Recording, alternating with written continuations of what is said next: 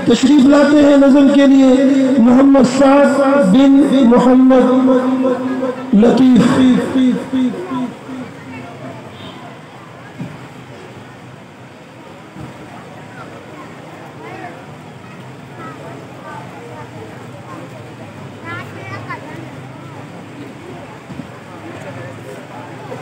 السلام علیکم ورحمۃ اللہ۔ اے دوستو ملے تو بس ایک پیام کہنا، استاد محترم کو میرا سلام کہنا۔ اے دوستو ملے تو بس ایک پیام کہنا، استاد محترم کو میرا سلام کہنا۔ اے دوستو ملے تو بس ایک پیام کہنا، استاد محترم کو میرا سلام کہنا۔ کتنی محبتوں سے پہلا سبق پڑھایا، میں کچھ نہ جانتا تھا سب کچھ مجھے سکھایا۔ کتنی محبتوں سے پہلا سبق پڑھایا، میں کچھ نہ جانتا تھا سب کچھ مجھے سکھایا۔ ان پڑھ تھا اور جاہل قابل مجھے بنایا، دنیا علم و دانش کا راستہ دکھایا۔ اے دوستو ملے تو بس ایک پیام کہنا، استاد محترم کو میرا سلام کہنا۔ مجھ کو خبر نہیں تھی آیا ہوں میں کہاں سے، ماں باپ اس زمین پر لائے تھے آسماں سے۔ مجھ کو خبر نہیں تھی آیا ہوں میں کہاں سے، ماں باپ اس زمین پر لائے تھے آسماں سے۔ پہنچا دیا فلک تک استاد نے یہاں سے، واقف نہ تھا ذرا بھی اتنے بڑے جہاں سے۔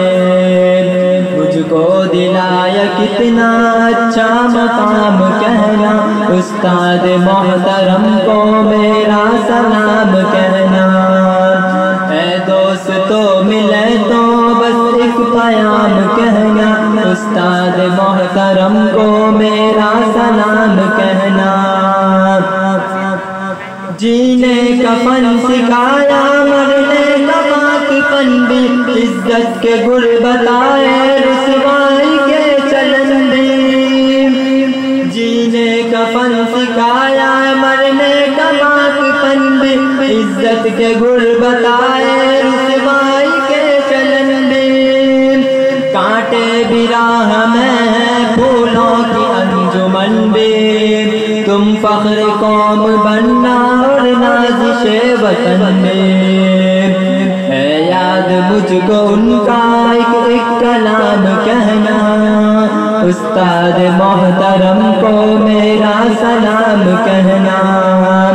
اے دوستو ملے تو بس ایک پیام کہنا، استاد محترم کو میرا سلام کہنا۔ جو علم کا علم ہے استاد کی عطا ہے، ہاتھوں میں جو قلم ہے استاد کی عطا ہے۔ جو علم کا علم ہے استاد کی عطا ہے، ہاتھوں میں جو قلم ہے استاد کی عطا ہے۔ جو فکر کا قدم ہے استاد کی عطا ہے، جو کچھ کیا رقم ہے استاد کے عطا ہے۔ ان کے عطا سے چمکا ساعت کا نام کہنا، استاد محترم کو میرا سلام کہنا۔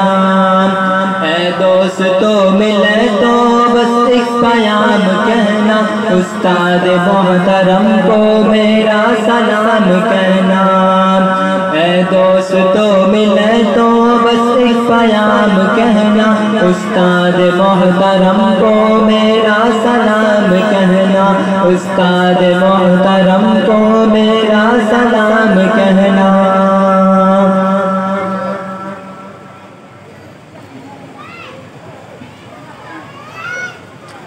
اے دوستو ملے تو ایک پیام کہنا، استاذ محترم کو میرا سلام کہنا، حاضرین مجلس،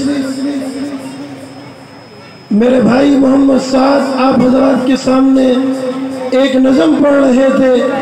استاذ کے مقام پر، استاذ کے مقام کو سمجھنے کے لیے میں سمجھتا ہوں صرف اتنا ہی کافی ہے کہ نبی علیہ السلام نے اپنے لیے فرمایا ہے کہ انما بعثت معلما، میں معلم یعنی استاذ بنا کر بھیجا گیا ہوں۔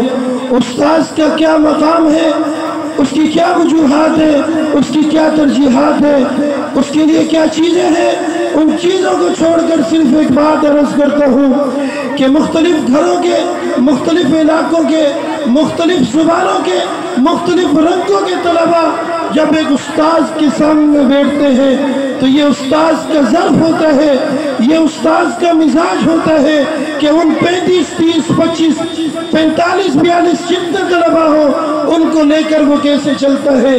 آج ہمیں ایسی شکایتیں بھی آتی ہیں، ایک گھر کے اندر ایک ہی سربراہ کی 4 بچے ہوتے ہیں، ایک ہی سربراہ کے 3 5 بچے ہوتے ہیں، لیکن انہی گھر سے شکایت آتی ہے ہم اپنے بچوں سے تنگ ہیں۔ سوچئے ایک استاد ضدی مزاج، پیار مزاج، سخت مزاج، گرم مزاج، ٹھنڈا مزاج طالب علم کو جب پڑھاتا ہے تو اس کا دل جگرا کتنا جلتا ہوگا، کتنی محبت کرتا ہوگا۔ وہ استاد اپنے تقاضے دبا کر کس طریقے سے بیٹھ کر محنت کرتا ہوگا، یہ تو اسی استاذ کو پتہ ہے، یا اس طالب علم کو پتہ ہے کہ قرآن کی ایک ایک آیت کو استاذ مطالعہ پڑھا کر، استاذ ایک ایک آیت کو سن کر، ایک ایک آیت کو سبکی میں چکر لگوا کر، ایک ایک آیت کے منزل میں چکر لگوا کر جب سنتا ہے، پھر اس کی غلطیوں کی تعداد سنتا ہے، پھر ان کی منزل کی مضبوطی کی خوشی کو وہ دیکھتا ہوگا، منزل کی کمزوری کو دیکھتا ہوگا۔ یہ استاذ جانتا ہے، یہ وہ طالب علم جانتا ہے، یہ اللہ رب العزت کو پتہ ہے۔ اللہ نے استاذ کے مقام ایسے ہی نہیں بلند کیا۔ میں تو دعا کیا کرتا ہوں یا اللہ ان اساتذہ کرام کو اپنے شایان شان اجر عظیم عطا فرما، ان اساتذہ کو اپنے شایان شان بدلہ عطا فرما۔ میں تو ایک دعا یہ بھی کیا کرتا ہوں کہ یا اللہ جس طریقے سے ہم ان اساتذہ کے سامنے دنیا میں پڑھتے ہیں، یا اللہ ہمیں یہ ماحول جنت میں بھی عطا فرما۔